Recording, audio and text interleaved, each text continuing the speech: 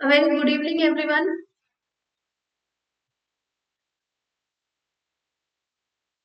सभी को good evening.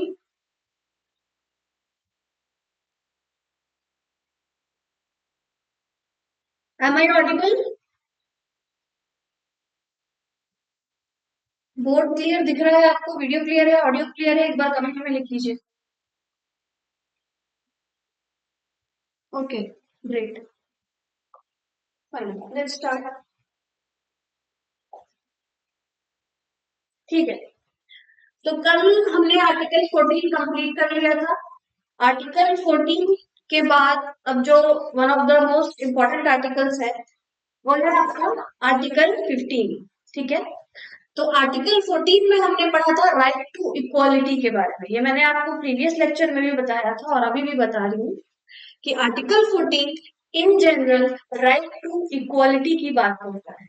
ठीक है, वेयर एज जब हम 15, 16, 17 और 18 को देखते हैं तो वो कुछ स्पेसिफिक सर्कमस्टांसेस को बताते हैं कि जहां पर डिस्क्रिमिनेशन आप नहीं कर सकते। राइट, तो इसका सबसे पहला आर्टिकल कौन सा है? 15। तो देखते हैं कि 15 में क्या है।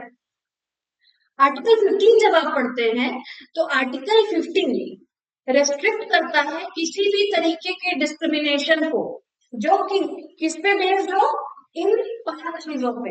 ये 5 चीजें क्या है देखिए। फर्स्ट है आपका क्या? रिलीजन। सेकंड क्या है? रेस। थर्ड क्या है आपका? कास्ट। फोर्थ क्या है आपका? सेक्स। एंड फिफ्थ क्या है आपका? Place of birth. तो इन 5 फैक्टर्स के बेसिस पर स्टेट कैन नॉट डिस्क्रिमिनेट। ये एक स्पेसिफिक रीजन है, ये एक स्पेसिफिक आपका ग्राउंड है जो आर्टिकल 15 बताता है कि इन 5 ग्राउंड्स पर स्टेट डिस्क्रिमिनेट नहीं कर सकती है। ठीक है, discrimination based only on these 5 grounds are not valid. बहुत इंपॉर्टेंट पॉइंट है। दो बार साउंड आ रहा है। Okay, okay, let me check, give me 2 minutes।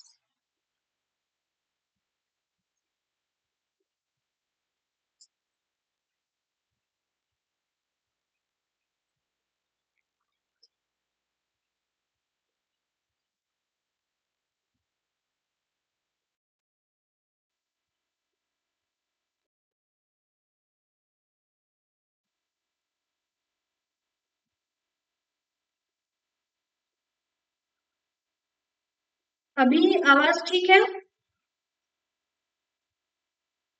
Okay, ठीक है। तो हाँ, तो क्या हम लोग डिस्कस कर रहे थे कि जो आर्टिकल 15 है वो ये कहता है कि इन 5 ग्राउंड्स पर स्टेट डिस्क्रिमिनेट नहीं कर सकती है। अब डिस्क्रिमिनेशन का मतलब क्या होता है? इन जनरल अगर हम समझे तो डिस्क्रिमिनेशन अगर स्टेट इन 5 ग्राउंड्स पे मेयरली करती है तो अकॉर्डिंग टू आर्टिकल 14 भी और आर्टिकल 15 भी वो क्या होगा? वैलिड नहीं होगा। लेकिन लेकिन एक चीज आप ध्यान में रखें कि अगर इस ग्राउंड को हम कुछ रेलेवेंट कंसिडरेशन के साथ रखें या स्टेट अगर इन ग्राउंड्स के बेसिस पे भी अगर डिस्क्रिमिनेट या कोई लॉ लेके आ रही है लेकिन उसके साथ कोई रेलेवेंट कंसिडरेशन है तब वो वैलिड होगा। तब वो क्या होगा? वैलिड होगा। ठीक है, यानी कि स्टेट। मैम साउंड नहीं आ रहा है, साउंड नहीं आ रहा है।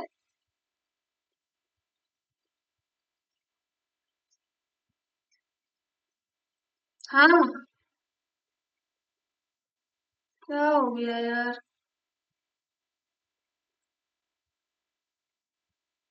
Hello, hello, hello, hello, hello, am I audible now?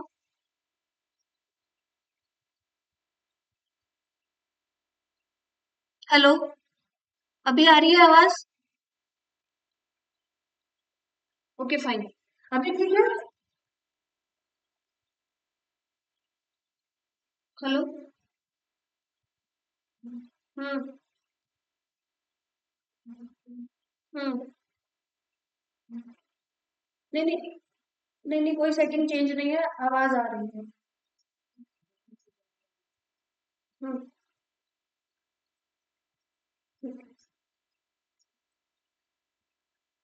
चलिए, ठीक है। तो यहाँ तक समझ में आया कि स्टेट जो है इन 5 ग्राउंड्स पे डिस्क्रिमिनेशन नहीं कर सकती है। अगर आप सिर्फ इन चीजों को देख करके आप अगर लॉज बना रहे हो या आप किसी को डिस्क्रिमिनेट कर रहे हो only on the basis of religion, race, caste, sex या प्लेस ऑफ बर्थ, तो वो क्या होगा, वैलिड नहीं होगा and it will offend the provision of article 15 clause 1। ये क्या करेगा, ये वॉयलेट करेगा आर्टिकल 15 क्लॉज 1 के प्रोविजन। वेयर एज इसी ग्राउंड्स को कंसिडरेशन में रखते हुए, ठीक है, स्टेट चाहे तो इन ग्राउंड्स पे लॉ बना सकती है, लेकिन वहां पर रेलेवेंट आपका कंसिडरेशन होना चाहिए। रेलेवेंट कंसिडरेशन मतलब कोई वैलिड पॉइंट होना चाहिए, कोई वैलिड ग्राउंड होना चाहिए। जैसे कि आर्टिकल 15 क्लॉज 3 वो क्या बात करता है, special provision for women and children. State क्या कर सकती है, वुमेन और चिल्ड्रन के लिए स्पेशल प्रोविजन लेके आ सकती है। तो वहां पर क्या है, ग्राउंड तो आपका हो गया। अगर हम इसकी ग्राउंड की बात करें तो जेंडर के बेसिस पर, सेक्स के बेसिस पर कोई डिस्क्रिमिनेशन है अगर 15 क्लॉज 1 के अकॉर्डिंग देखें तो, लेकिन वहां पे कंसिडरेशन क्या है, रेलेवेंट कंसिडरेशन क्या है, वुमेन या चिल्ड्रन, ठीक है, वुमेन या चिल्ड्रन। अब उनकी जो वल्नरेबिलिटी है उनको देखते हुए अगर स्टेट कोई लॉ बनाती है तो वो डिस्क्रिमिनेशन नहीं होगा, it will be valid, it will be considered as valid under article 15, right. Should we move forward. ये समझ गए कि 15 क्या कह रहा है, 15 में है क्या, आर्टिकल 15 में। Should we move ahead.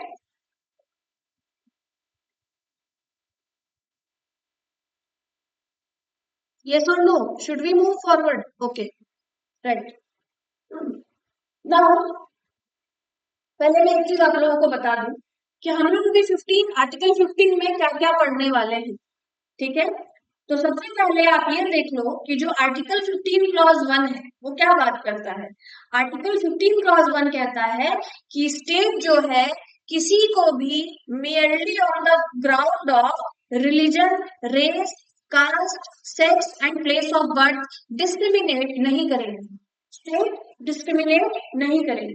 Clause 2 की जब हम बात करते हैं तो ये कहता है state as well as citizen किसी को भी इन ग्राउंड्स पे डिस्क्रिमिनेट नहीं करेंगे, प्लस कोई भी पब्लिक प्लेस का जो एक्सेस है वो आप इन ग्राउंड्स के बेसिस पर प्रोहिबिट नहीं कर सकते हो। मतलब जैसे आप आर्टिकल 15 क्लॉज 2 जब आप बैरक में देखेंगे तो आपको उसमें दिखेगा कि पब्लिक प्लेसेस कहीं आपका शॉप हो गया, पब्लिक रेस्टोरेंट हो गया, होटल्स हो गए या वेल और टैंक से जो आप वाटर लेते हो, तो उन जगहों पे चाहे स्टेट हो चाहे कोई सिटीजन, आप किसी को भी इन 5 ग्राउंड्स पे जो आर्टिकल 15 गारंटी करता है, आर्टिकल 15 बताता है ये जो 5 ग्राउंड्स, इसके बेसिस पर यू कैन नॉट डिस्क्रिमिनेट, ठीक है, और आप किसी को रोक नहीं सकते।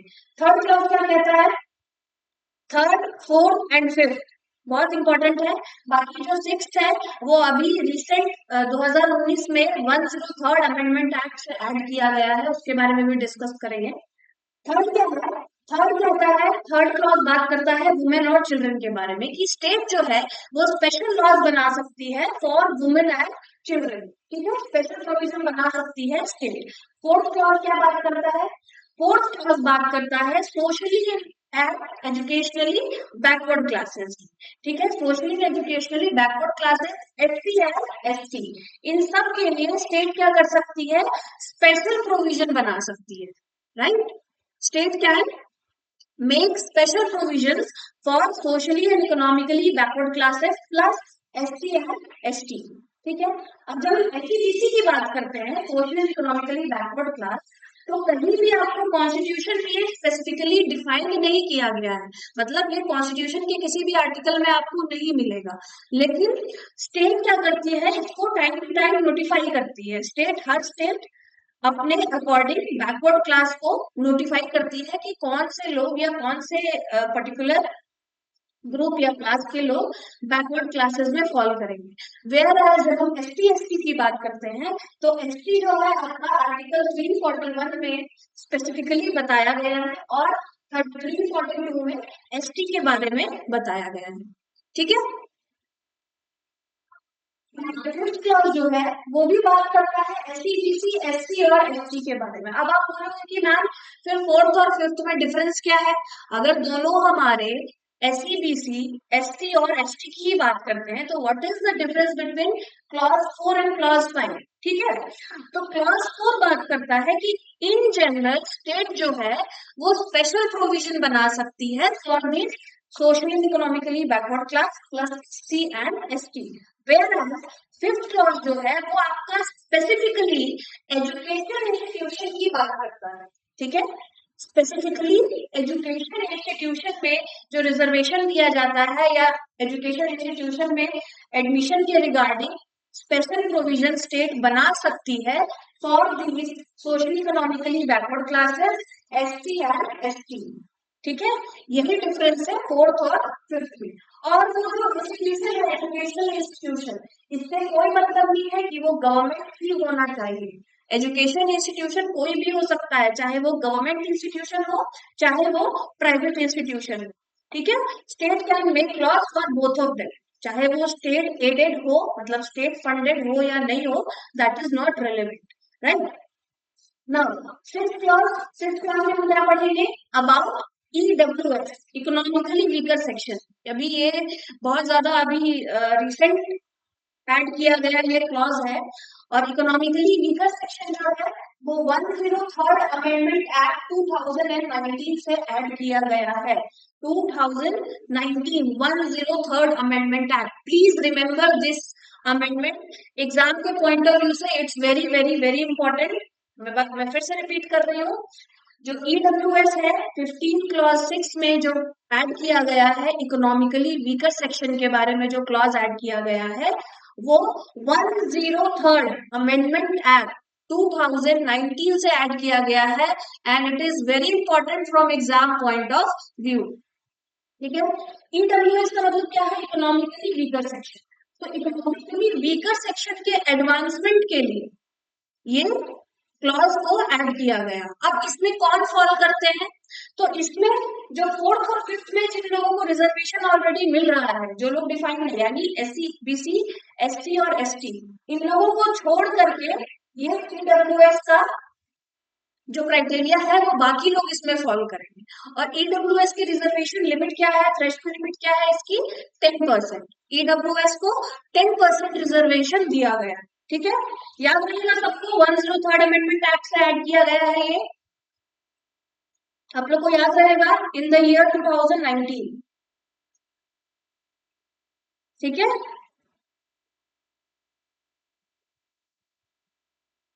ओके। नाउ 15 क्लॉज 1, चलो ठीक है। नाउ 15 क्लॉज 1, 15 क्लॉज 1 क्या है? अभी मैंने बोला कि state can not discriminate only on the ground of क्या क्या? 5 ग्राउंड्स है, ये 5 ग्राउंड्स भी आपको याद होने चाहिए। Religion, race, caste, sex and place of birth, right. अब इसमें क्या है? ये एक्सटेंशन है आर्टिकल 14 का। आर्टिकल 14 राइट टू इक्वालिटी की बात करता है, 15 में भी वही चीज बोली जा रही है, बस क्या है ये एक्सटेंडेड फॉर्म में है और ये एक पर्टिकुलर ग्राउंड को बताता है कि आप इन ग्राउंड्स के बेसिस पे डिस्क्रिमिनेट नहीं कर सकते, इक्वल ट्रीटमेंट सबको देना है। ठीक है, state can not do unreasonable discrimination, unreasonable discrimination state नहीं कर सकती है। अगर आप किसी को डिस्क्रिमिनेट कर भी रहे हो, ठीक है, on the basis of religion, race, caste, sex and place of birth, तो वहां पर आपके पास इस ग्राउंड के साथ साथ रिलेवेंट रीजन होना चाहिए। ठीक है, रिलेवेंट आपके पास कंसिडरेशन होना चाहिए, right. It has claimed the ground along with relevant consideration, मतलब क्या है कि स्टेट जो है वो ग्राउंड के साथ साथ रिलेवेंट कंसिडरेशन को भी रखेगी। Then it will not affect the provision of article 15 और तब ये हो जाएगा आपका क्या? Then it will be valid. अगर स्टेट, ठीक है, अगर स्टेट ग्राउंड के साथ रिलेवेंट कंसिडरेशन रखती है तो वो क्या होगा आपका? फिर वो वैलिड होगा अंडर आर्टिकल 15। लेकिन अगर स्टेट अनरीजनेबल बेसिस पे अनरीजनेबल डिस्क्रिमिनेशन करती है, ठीक है, यहाँ सिर्फ ये कास्ट, अगर इसका कास्ट ऐसा और हम सिर्फ कास्ट के बेसिस पे इसको रिजर्वेशन दे रहे हैं without any reasonable consideration, without any relevant consideration, तो that will not be valid under article 15। ठीक है, clear? Let's move forward now. चलिए 15 क्लॉज 1, 15 क्लॉज टू। टू तो अभी आपने देख लिया, टू में क्या था, टू में बहुत ज्यादा समझने वाला कुछ नहीं है। ये यही कहता है कि state as well as citizen किसी को भी डिस्क्रिमिनेट नहीं कर सकती है ऑन दीज ग्राउंड्स, और पब्लिक प्लेसेस के एक्सेस को आप नहीं रोक सकते हो, राइट? ओके, चलो now let's come to one of the most important clauses of article 15 is article 15 clause 3। ये क्या बात करता है?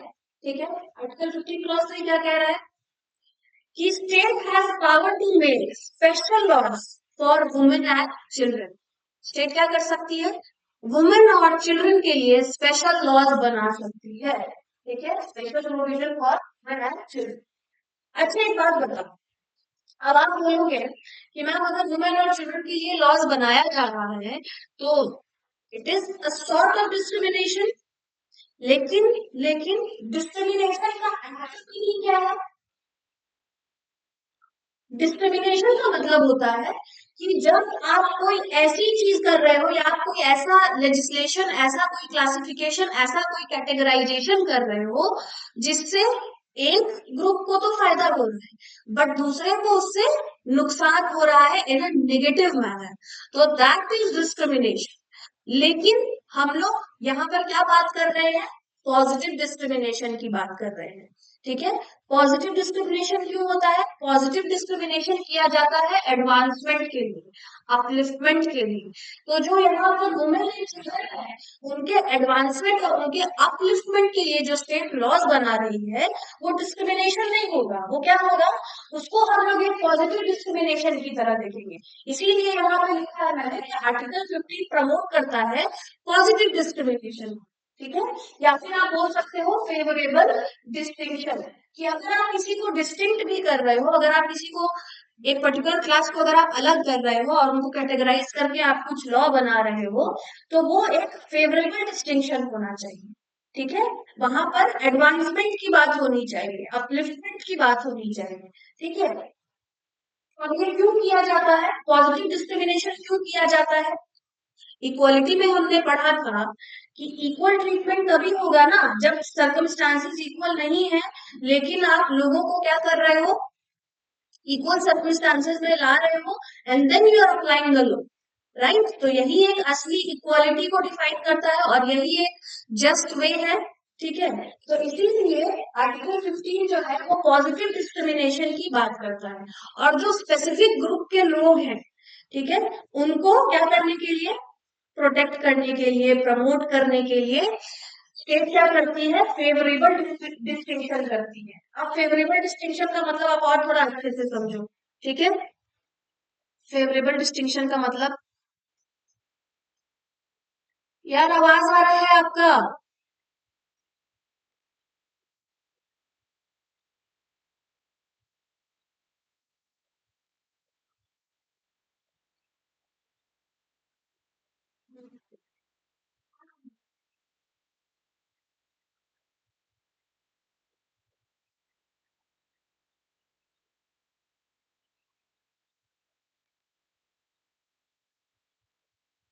Sorry for the disruption. ठीक है, तो पॉजिटिव डिस्क्रिमिनेशन का मतलब क्या है कि किसी स्पेसिफिक ग्रुप को प्रोटेक्ट करना। अब इसका अगर हम बेस्ट एग्जांपल देखें तो जैसे आप देख रहे होंगे कि वुमेन को रिजर्वेशन दिया गया है। ठीक है, वुमेन रिजर्वेशन, या फिर आप एक सबसे अच्छा एक्ट एक्ट देख रहे हो आप, child labour prohibition and discrimination act. ये एक्ट क्यों लाया गया? To protect child from child labour and discrimination. ठीक है, सही समझ में आ रहा है? यहां तक आप लोग क्लियर है? आर्टिकल 15 क्लॉज 3 तक सभी लोग चैट में लिखिए।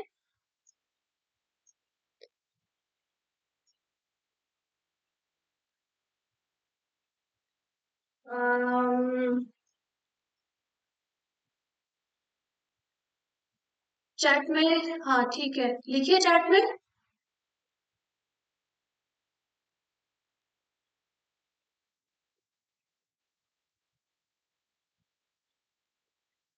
चलो ठीक है।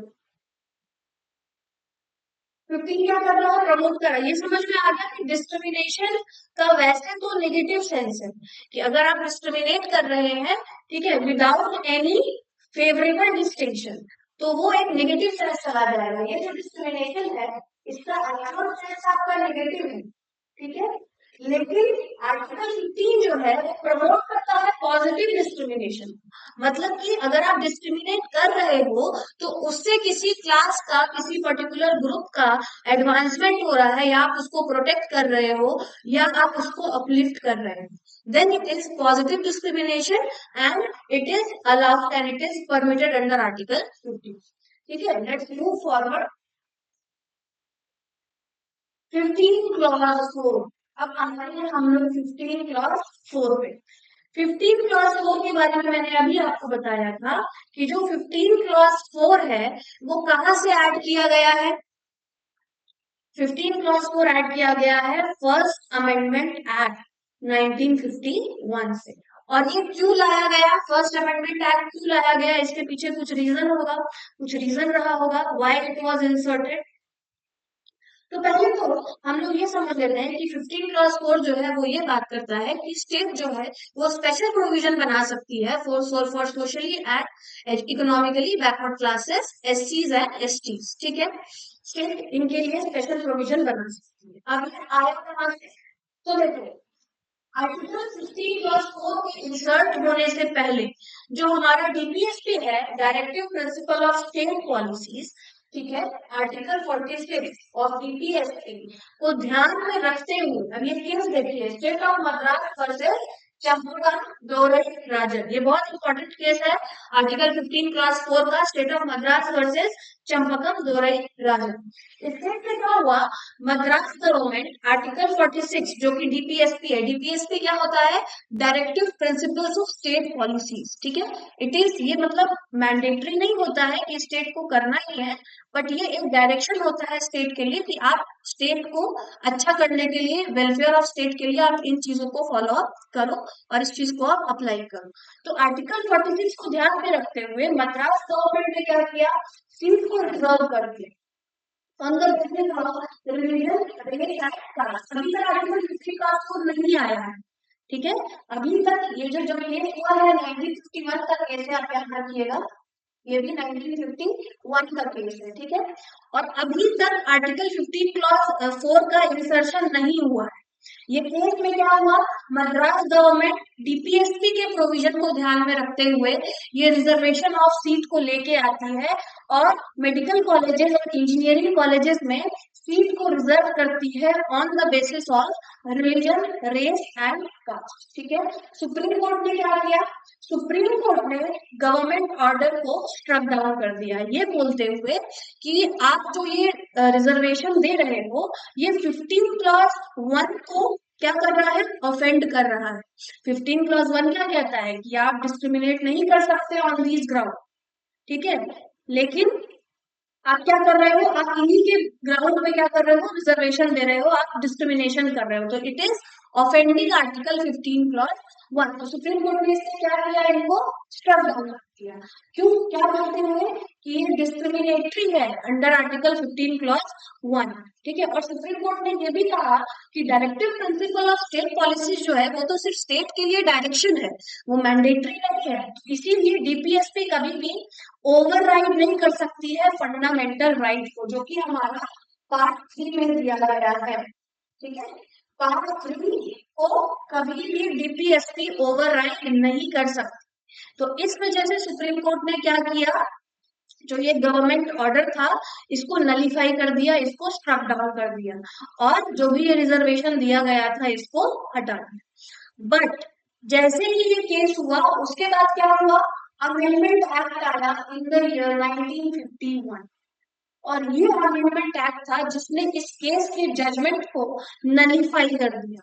इस केस में सुप्रीम कोर्ट ने जो भी जजमेंट दिया था, गवर्नमेंट ऑर्डर्स को सुप्रीम कोर्ट ने क्या किया था, स्ट्रक डाउन कर दिया था। तो इस अमेंडमेंट एक्ट के आने के बाद ये जो जजमेंट था, इसका इफेक्ट नलीफाई हो गया। क्यों हो गया?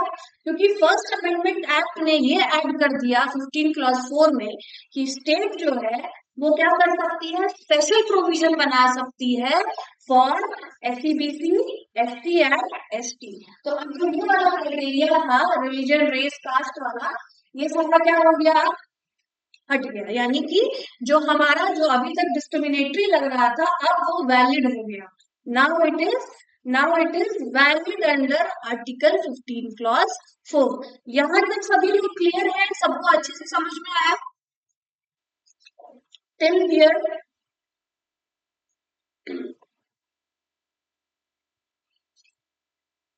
क्विकली आप कमेंट में लिखो। यहां तक हम लोग क्लियर है सभी लोग?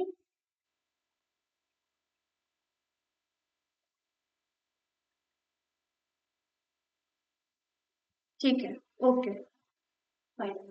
ठीक है, तो ये था आपका फ्रीडम मुद्दा सर्वोत्तम दोहरे आधार का केस। ना, अब क्या हुआ, जब 15 क्लास 4 हमारा इंसर्ट कर दिया गया, ठीक है, उसके बाद क्या होगा, गवर्नमेंट जो है वो रिजर्वेशन देने लगी socially and economically backward class को, एससी को, एसटी को। ठीक है, अब तो चलो रिजर्वेशन को मिलने लग गया, लेकिन बात क्या हुई कि अभी भी कुछ चीजें क्वेश्चन में थी।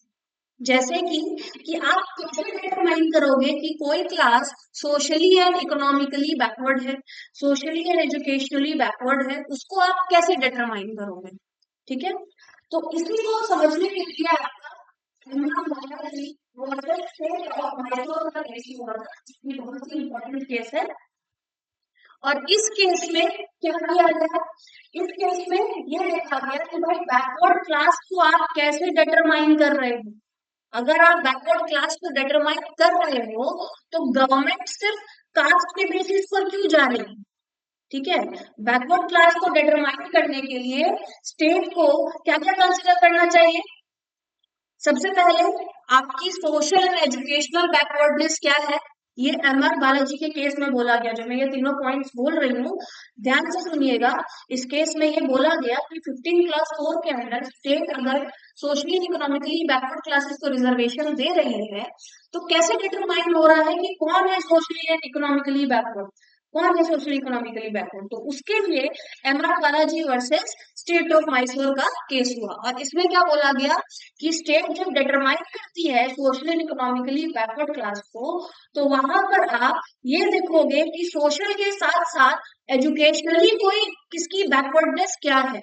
सोशली बैकवर्ड तो है ही, उसके साथ एजुकेशनली भी बैकवर्ड है या नहीं है। सेकेंडली क्या बोला गया कि सिर्फ कास्ट के बेसिस पे यू कैन नॉट कंसिडर और you can not give reservation only on the basis of caste. सिर्फ कास्ट के बेसिस पर आप किसी को एससीबीसी नहीं बोल सकते, उसमें आपको और भी रेलेवेंट फैक्टर्स को कंसिडर करना चाहिए। क्या रेलेवेंट फैक्टर?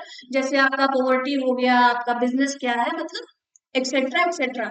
मीन्स कि you have to be relevant. आप सिर्फ कास्ट के बेसिस पर जाओगे तो फिर वो ऑफेंड करेगा आपके आर्टिकल 15 क्लॉज 1। तो क्या देखा जाएगा कि आप सोशली एंड एजुकेशनली कितने बैकवर्ड हैं, और सिर्फ कास्ट का फैक्टर ना रखते हुए बाकी फैक्टर्स को भी ध्यान में रखा जाए। ठीक है, लाइक पॉवर्टी। और तीसरा और सबसे इम्पोर्टेंट पॉइंट इस केस में जो बोला गया कि जैसे अभी तक रिजर्वेशन तो मिलने लग गया एससीबीसी को, एससी को, एसटी को। नाउ द पॉइंट इज कि what is the threshold limit. अगर आप रिजर्वेशन दे रहे हैं तो ऐसा तो है नहीं कि भाई अगर 100% है, ठीक है, तो उसमें रिजर्वेशन की कुछ तो लिमिट होगी, there must be some sort of limit. तो इससे पहले लिमिट डिसाइडेड नहीं थी, but under this case M R Balaji versus state of Mysore, reservation की लिमिट को, थ्रेशोल्ड लिमिट को, सीलिंग लिमिट को 50% से एक्सीड नहीं किया जा सकता है। ये बोला गया MR Balaji versus state of Mysore के केस में कि स्टेट जो है रिजर्वेशन देगी, but state cannot exceed the limit of 50% ceiling limit, right? Correct? ठीक है, बोलिए। चलो अब हम लोग देखते हैं आर्टिकल 15 के बाद थोड़ा सा देख लेते हैं।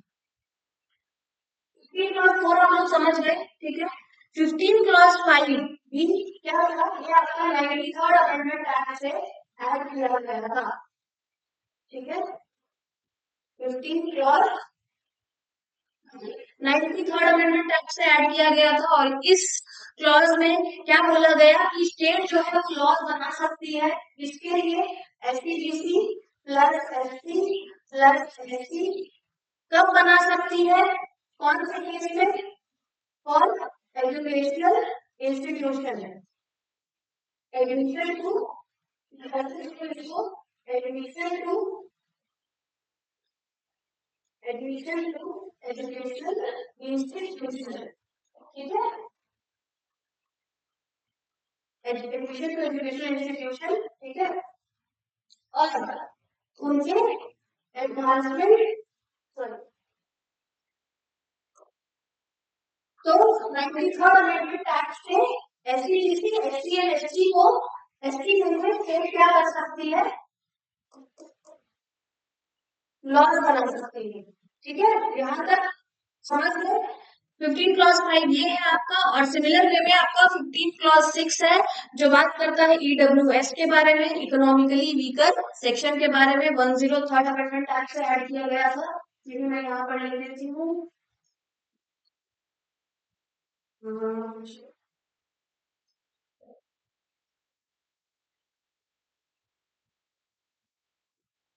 15 क्लॉज 6, ठीक है। ईडब्ल्यूएस कहाँ से ऐड किया गया भाई, 103rd अमेंडमेंट एक्ट, ठीक है। अमेंडमेंट एक्ट कब अमेंड किया ये 2019 में, ठीक है। और कितना परसेंट रिजर्वेशन दिया जा रहा है इसमें, 10%, ठीक है। स्टेट जो है वो क्या कर सकती है, यहाँ पे भी स्पेशल लॉज बना सकती है। समझने वाली बात क्या है, समझने वाली बात ये है कि ये रिजर्वेशन या जो ये 15 क्लॉज 5 में या 6 में जो एजुकेशन के पॉइंट ऑफ व्यू से रिजर्वेशन दिया जा रहा है वो क्यों दिया जा रहा है, क्या वो डिस्क्रिमिनेटरी नहीं है, आप लोग बताओ। ये जो रिजर्वेशन दिया जा रहा है क्या वो डिस्क्रिमिनेटरी है या नहीं है, नहीं है, क्यों नहीं है, why it is not discriminatory, क्यों नहीं है डिस्क्रिमिनेटरी बताइए। मैंने अभी आपसे बताया था इससे पहले जब हम डिस्कस कर रहे थे कि डिस्क्रिमिनेशन में अगर आप पॉजिटिव डिस्क्रिमिनेशन कर रहे हो, यानी कि जैसे एससीबीसी एससी एंड एसटी है तो इनके एडवांसमेंट एडवांसमेंट, ठीक है, या फिर अपलिफ्टमेंट या फिर प्रोटेक्शन, ठीक है। इन सब चीजों के लिए अगर स्टेट लॉज बनाती है तो वो डिस्क्रिमिनेशन नहीं है, क्योंकि discrimination is a negative term. Discrimination का मतलब होता है कि आप डिस्क्रिमिनेट करके किसी अदर पर्सन को हार्म पहुंचा रहे हैं, वेयर एज पॉजिटिव डिस्क्रिमिनेशन का मतलब क्या है कि आप अगर किसी को प्रिविलेज दे रहे हो तो उसके एडवांसमेंट के लिए दे रहे हो, इससे उसका एडवांसमेंट हो रहा है। और अगर एक क्लास बहुत ज्यादा एडवांस्ड है और दूसरी क्लास बहुत ज्यादा मार्जिनलाइज्ड है तो उसको अपलिफ्ट करने के लिए हमें कुछ तो प्रिविलेज देना होगा। तो इसीलिए डिस्क्रिमिनेशन, यहाँ पे जो डिस्क्रिमिनेशन है वो एक पॉजिटिव डिस्क्रिमिनेशन है, इसीलिए state can make laws for SC BC SC and ST, ठीक है, for their advancement upliftment and under article 15 clause 5 क्या कर सकती है, सॉरी ये मैंने गड़बड़ कर दिया कुछ, नहीं ठीक है ठीक है ठीक, हाँ। 15 क्लॉज 5 93rd अमेंडमेंट एक्ट से आपका ऐड किया गया था। और यहाँ पे in case of education institution, और ये एकदम ध्यान रखिएगा कि एजुकेशन इंस्टीट्यूशन से कोई मतलब नहीं है कि सिर्फ वो गवर्नमेंट इंस्टीट्यूशन, प्राइवेट भी हो सकता है, गवर्नमेंट भी हो सकता है, ठीक है, स्टेट एडेड भी हो सकता है, स्टेट एडेड नहीं भी हो सकता है, डजेंट मैटर। स्टेट लॉज बनाएगी और वो सब पर इक्वली एप्लीकेबल होगा, ठीक है। सब लोग क्लियर है?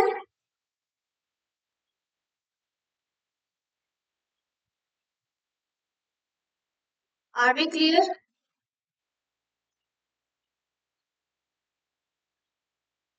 हम लोग आर्टिकल 15 कंप्लीट हो गया है, ठीक है।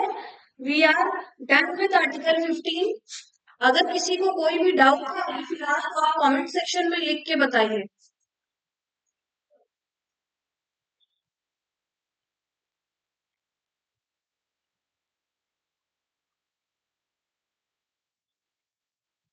किसी को कोई डाउट है तो kindly write down in the comment please.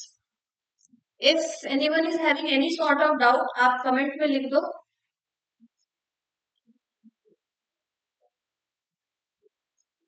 ठीक है, क्लियर है सभी लोग? यस और नो, राइट डाउन यस और नो कि हाँ मैम सब कुछ समझ में आ गया। You can do the thumbs up sign.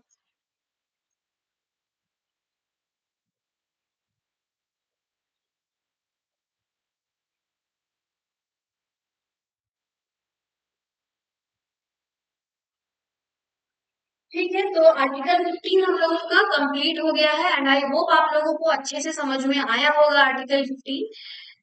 ठीक है, ओके क्लियर है, ग्रेट। आई होप आप लोगों को अच्छे से समझ में आया होगा। और इनकेस नहीं आया या किसी को किसी भी तरीके की कोई डाउट है तो आप यहाँ पे भी चैट में लिख सकते हो, या हमारे ऐप पे जाके सेंट्रल लॉ एकेडमी के ऐप पे जाकर के आप जो चैट सेक्शन है उसमें आप डायरेक्टली मैसेज कर सकते हो कि आपको किसी भी तरीके की अगर डाउट है तो आपको वो क्लियर हो जाएगा। सेकेंडली मैं आपको इम्पोर्टेंट चीज बता देती हूँ अभी कि जैसे जब आप सेंट्रल लॉ एकेडमी के ऐप पर जाएंगे तो हमने अभी उसमें कुछ फ्री मटेरियल ऐड किया है आप लोगों के लिए। वो पीडीएफ फॉर्म में है, नोट्स के फॉर्म में है, प्लस अभी जो हमने क्लास की है इसका भी नोट्स आपको पीडीएफ फॉर्म में मिल जाएगा आर्टिकल 15 का। बाकी उसमें जो हमने क्लासेस करवाई थी 12, 13, 14 की वो सारे पीडीएफ उसमें अपलोड हो गए हैं, 15 का भी हो जाएगा। उसके अलावा एमसीक्यूज भी हमने वहां पे अपलोड किए हैं और आप वहां से पीडीएफ डाउनलोड करके एमसीक्यू देखिए, एमसीक्यू सॉल्व कीजिए। और कोई भी डाउट हो तो फील फ्री टू आस्क, आप ऐप पे भी पूछ सकते हैं, ठीक है। और आप क्लास में भी 6 के एग्जाम्पल फिर से देखकर क्लियर करिए मैम। अच्छा, ओके ठीक है, 15 क्लास 6 की बात कर रहे हैं, ठीक है। चलिए देखिए, 15 क्लास 6 जो है सत्यम, देखिए 15 क्लॉज 6 बात करता है इकोनॉमिकली वीकर सेक्शन की, ठीक है। इकोनॉमिकली वीकर सेक्शन यानी कि स्टेट जो है, स्टेट जो है कैन मेक लॉस किसके लिए? For the advancement of economically weaker section. अब इकोनॉमिकली वीकर सेक्शन की कुछ लिमिट डिफाइन की गई है, ठीक है, कि जिनका एनुअल इनकम 8 लाख से अबव ना हो, उनका जो घर का एरिया है वो 1000 स्क्वायर फीट से ज्यादा ना हो, ठीक है। और भी इसमें कुछ रिक्वायरमेंट है जो फुलफिल होनी चाहिए, तभी आप ईडब्ल्यूएस में फॉल करेंगे, ठीक है। और ईडब्ल्यूएस में फॉल करने के लिए जो आर्टिकल जिनको 15 क्लास 4 और 15 क्लास 5 में ऑलरेडी रिजर्वेशन मिल रहा है वो यहाँ पर एलिजिबल नहीं होंगे। ध्यान रखिएगा, ये बहुत इंपॉर्टेंट पॉइंट है कि 15 क्लास 4 में जो सोशली इकोनॉमिकली बैकवर्ड क्लास है या एससी एंड एसटी है उनको जो रिजर्वेशन ऑलरेडी दिया जा रहा है under 15 class 4 and 15 class 5, they will not be eligible to get the reservation under article 15 class 6। यहाँ पर उनके अलावा जो लोग हैं यानी SC BC ST and ST को छोड़ के जो बाकी लोग हैं they are eligible to get reservation under article 15 clause 6। और वैसे लोग जिनका एनुअल इनकम 8 लाख से बिलो, 8 लाख तक है, 8 लाख से बिलो है, और उनका उसमें एक दो कंडीशन इसमें और है, जैसे आपका जो घर है वो 1000 स्क्वायर फीट से ज्यादा के एरिया में नहीं होना चाहिए, और भी है इसमें कंडीशंस। तो ईडब्ल्यूएस का मतलब है इकोनॉमिकली वीकर सेक्शन। और ये जो क्लॉज है ये ऐड किया गया था आपका 103rd अमेंडमेंट एक्ट से, जो कि 2019 में ऐड किया गया था, ठीक है, 2000 19। इस क्लॉज के अकॉर्डिंग जो भी ईडब्ल्यूएस कैटेगरी में फॉल करेंगे उनको 10% रिजर्वेशन दिया जाए। ठीक है, अभी क्लियर है सत्यम?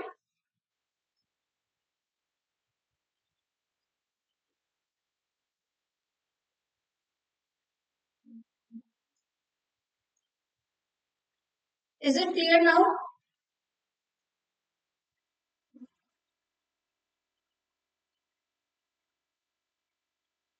क्लियर, ओके ठीक है।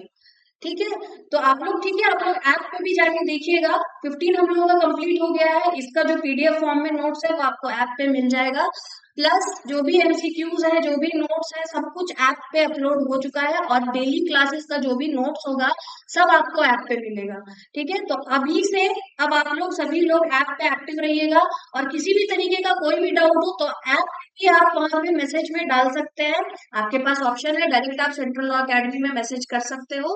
तो if you have any one has any sort of doubt, आप डायरेक्टली ऐप के थ्रू मैसेज में डाउट अपना कमेंट कर सकते हैं। ठीक है, आज की क्लास को यहीं तक रखते हैं, और इसके बाद now you will have class of CrPC. अभी सीआरपीसी की क्लास होगी 5 to 7 मिनट्स के बाद। ठीक है, थैंक यू एवरीवन।